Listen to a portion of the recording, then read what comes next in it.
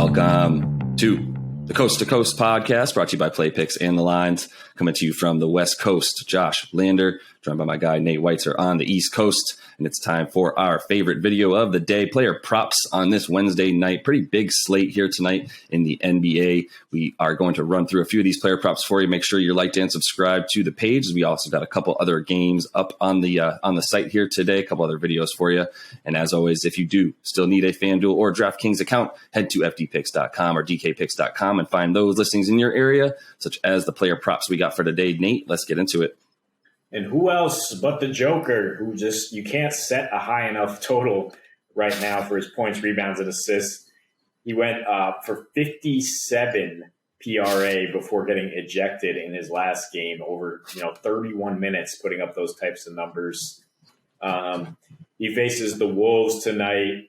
He's looking for an 11th straight double-double. He's put up 53 assists and has 3 triple-doubles in his last 5 with 121 offensive rating. And at home, those peripheral stats go up: 15.2 rebounds per game, 7.2 assists on 61, 45, 75 splits. I would look at just his rebounds and assist prop, which is 20.5 at DraftKings. Seems crazy when he had 19 rebounds in his last game and is averaging 9 assists per game in his last 8. But here we are, and 35.5 points and assists, because everything is going through him right now. His last 3 versus Minnesota, he's averaging 30.7 points, 16 rebounds, 6 assists. Karl Anthony Towns getting taken to school on a nightly basis, and I think we can expect more of the same here with Jokic leading his Wolves.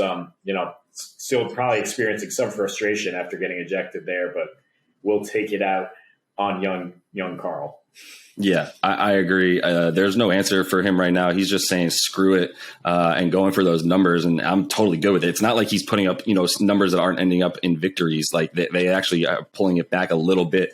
5-5 in their last 10, but it's literally all Joker. And I'm happy to continue to bet on him and to watch him, because he not only is he doing his thing, but the team is putting up points. As you said, those assist numbers are crazy right now. So yeah, happy to take. I like those two mostly. Like you said, I love those peripheral stats, that the assist rebounds to get over 20, but combined there feels really, really great. He's going to get over 10 boards, just a matter of how many assists he gets to complement that. And I think that should be a number he gets over 20. So keeping it to centers, another center, big white guy as well, Jakob Poeltl. Where I'm starting here is as soon as I see the Spurs at home and they're taking on Charlotte, that feels great. You've got, one of, if not the worst defensive team in the league in Charlotte. And the Spurs, as we've talked about in videos past with them playing at home, they're just, they're run and gun at home. Their pace jumps up, their points per game jump up like 10, but by 10 versus what they do on the road.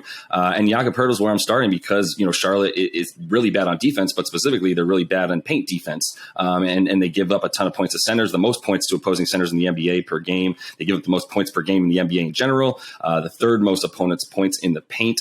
And Poeltl, as a center, he can pull the 3, but he runs that pick and roll with DeJounte Murray to the point where he's scoring 90% of his points in the paint this year. As we said, that's exactly where Charlotte cannot stop you. So rather than go look at any of the guards, I think, the fact there's going to be points in this game tonight, hugely.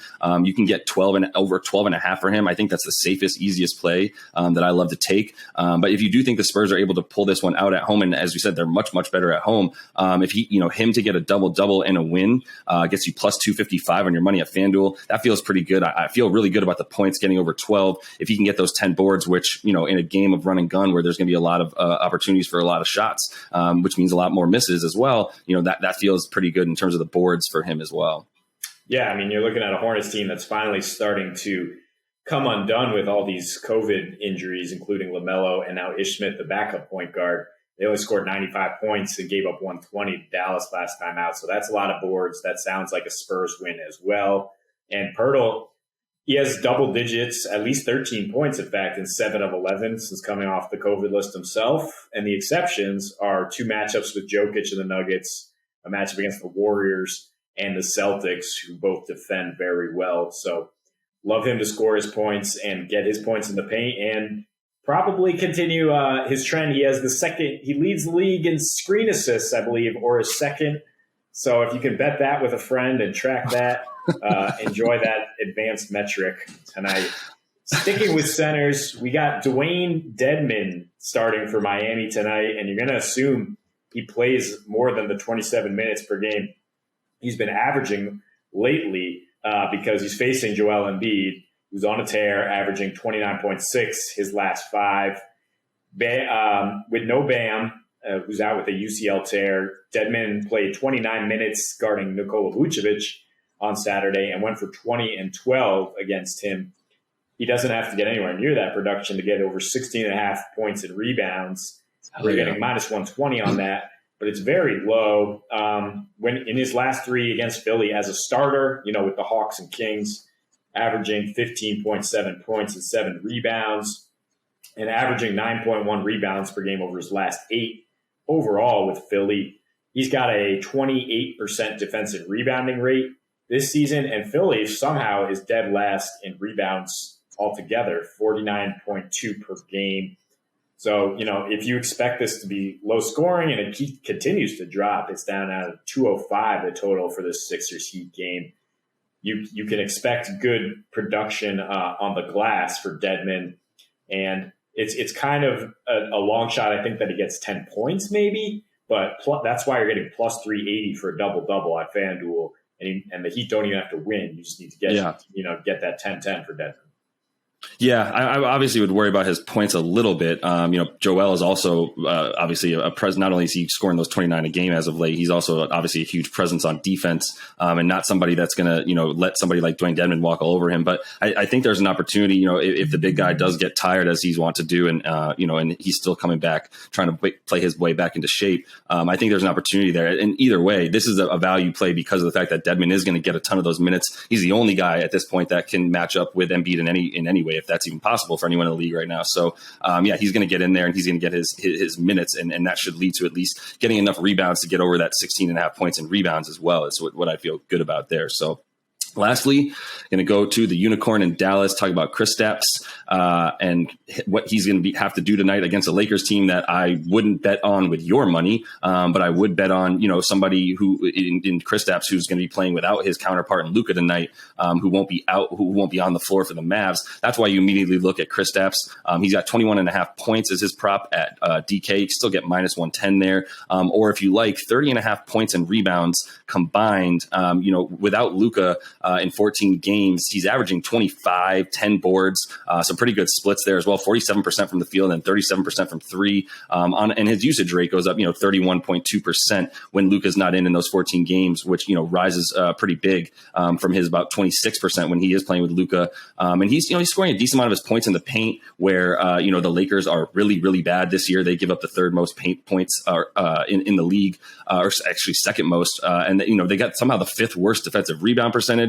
And they allow a bunch of second chance points as well. So you can get offensive boards and get in there. They're in the bottom 5 in terms of allowing their opponents to get second chance points. So I think Kristaps doing a little bit of work around the rim. It's not like there's anybody that can guard him when he shoots a 3 standing at 7'3" either. But it's mostly about his usage rate. The Lakers are not good on defense right now at all, in any area of the floor. And Kristaps is going to be the focal point of the offense. And it's going to be a lot more of him needing to keep, have the ball in his hands, probably around extended wing down into the post, and then maybe making some passes off of that. But I think it's going to be points tonight. Lakers are giving up a bunch of points as of late as well. So I think that's where you stick with Kristaps tonight as the guy who's going to be the focal point on offense for them. Yeah, and as DraftKings points out, he has 23 plus in 5 of his last 6 home games without Luka. Anthony Davis is questionable tonight. Dwight Howard has been ruled out.